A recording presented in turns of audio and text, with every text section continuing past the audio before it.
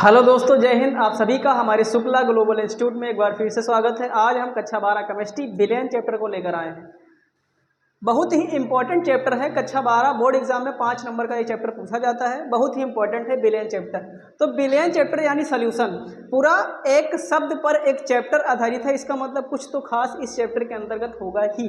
तो अब बात करने वाले हैं बिलियन चैप्टर की। बिलियन ही टॉपिक को लेकर आए हैं। तो बिलियन होता क्या है? सबसे पहले जब चैप्टर है तो उसका मतलब जानना तो हमें अति आवश्यक है। तो बिलियन मतलब होता क्या है?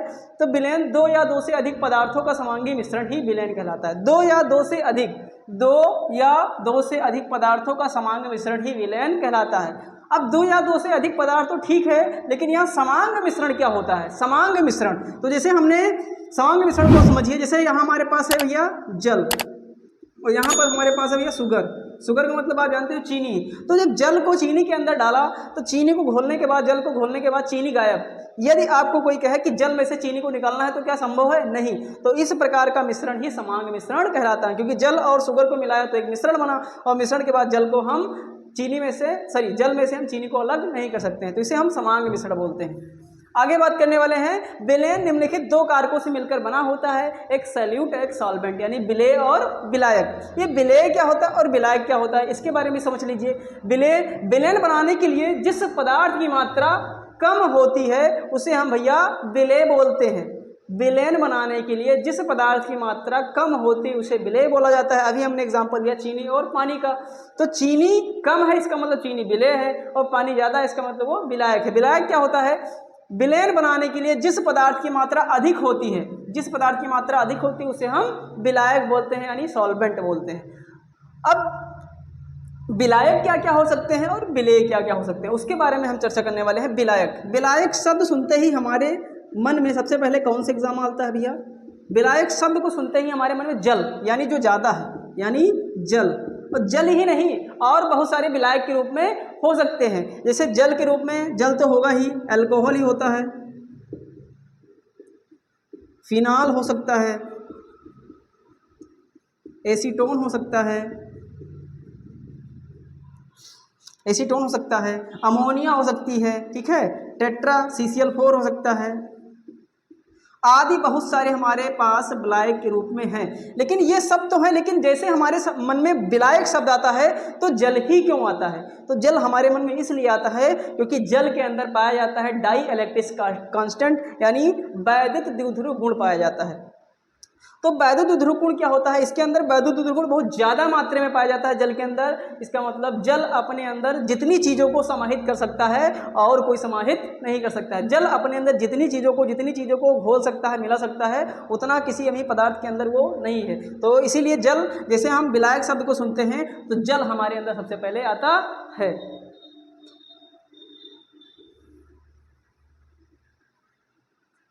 अब भैया विलेय क्या है? तो विलेय क्या है? जो कम मात्रा में हो। तो जैसे भैया ठोस द्रव और द्रव और ठोस गैस, ये 3 प्रकार के बहुत ही इंपॉर्टेंट विलयन हैं। पहले ठोस द्रव के बारे में बात करें।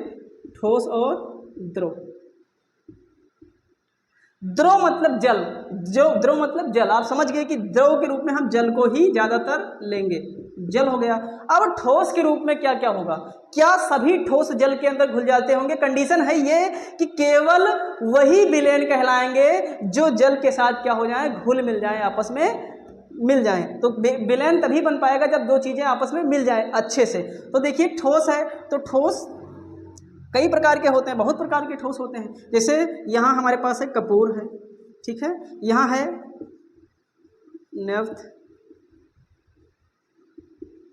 नेफ्थलीन बॉल है, कैम्फर है, ये सब भी ठोस हैं। और इधर भी ठोस है, जैसे हो गया NaCl हो गया, HBr हो गया, KBr हो गया, यूरिया हो गया, ठीक है, और शुगर हो गया। ये सब भी ठोस हैं, ये भी सब भी ठोस हैं। लेकिन कंडीशन ये है जल के अंदर कपूर कभी नहीं घुलता है भैया। कपूर कपूर भी एक प्रकार का ठोस है लेकिन जल के अंदर नहीं घुलता है। नेफ्थलीन बॉल जो कपड़ों के बीच में रखा जाता है वो भी एक प्रकार का ठोस है लेकिन वो नहीं घुलता। कैम्फर भी जल के अंदर नहीं घुलता। अब बात करते हैं सोडियम क्लोराइड यानी जल के बारे में, सॉरी नमक के बारे में। तो नमक जल के अंदर घुल जाता है, चीनी जल के अंदर घुल जाता है, HBr घुल जाता है, KBr घुल जाता है, यूरिया घुल जाता है। तो हमारे मन में ये बात आ रही है कि ठोस तो ये भी है, ठोस तो ये भी है, लेकिन जल के अंदर केवल ये घुलते हैं, ये नहीं घुलते हैं। तो ये भी एक प्रकार के ठोस हैं और ये भी एक प्रकार के ठोस हैं। तो फिर अब मन में बात आएगी कि केवल कौन ठोस जल के अंदर घुलेंगे। तो हम आपको बताने वाले हैं कि केवल वही ठोस जल के अंदर घुलेंगे जो जल के साथ बनाएंगे हाइड्रोजन बंध या फिर वो क्या हो, आयोनिक हो। कपूर ना तो आयोनिक है ना जल के साथ हाइड्रोजन बंध बनाता है। नेफ्थलीन बॉल ना तो हाइड्रोजन बंध बनाता है जल के साथ, ना ही ये आयोनिक है। ये सारे के सारे ना तो आयोनिक हैं और ना ही जल के साथ ना ही जल के साथ हाइड्रोजन बंध बनाते हैं। सोडियम क्लोराइड यानी Na+Cl-, ये आयोनिक का मतलब समझ रहे हो, जिसमें प्लस माइनस चार्ज होता है। तो देखिए ये आयोनिक है, HBr ये भी आयोनिक है, KBr ये भी आयोनिक है। यूरिया जल के साथ हाइड्रोजन बंध बनाती है तो ये भी आयोनिक है। या ठोस जल के अंदर घुलेंगे या तो वो आयोनिक है या तो वो बनाए जल के साथ हाइड्रोजन बंध। आगे बात करने वाले हैं ठोस द्रव के बाद।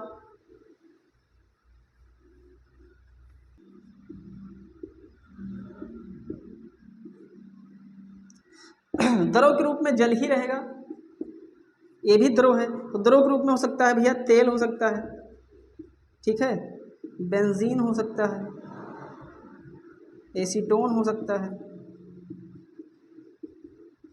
और इधर अल्कोहल हो सकता है,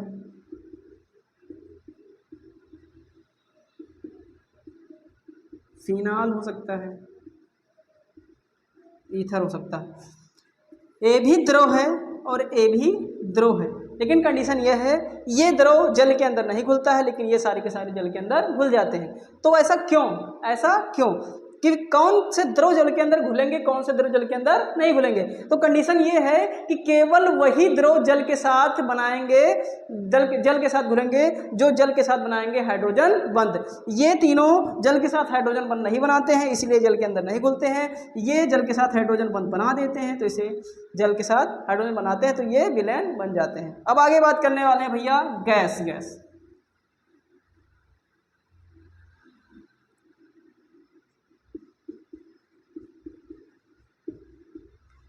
द्रव के रूप में फिर हम जल ही लेंगे और गैस के फिर अब बात आती है गैस कौन सी गैस जल के अंदर घुलती है। तो एक क्वेश्चन है, आप ही बताइए कौन सी गैस जल के अंदर घुलती है। तो हमारा आंसर है ऑल गैसेस यानी सभी गैसें जल यानी द्रव के अंदर समाहित हो जाती है। कैसे? जल के अंदर।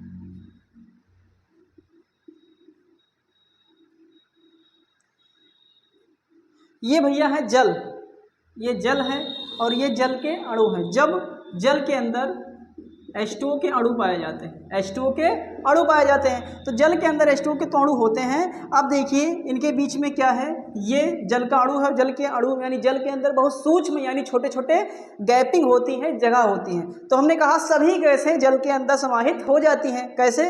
अब ये जो आपको जगह दिख रहा है, इस जगह को हम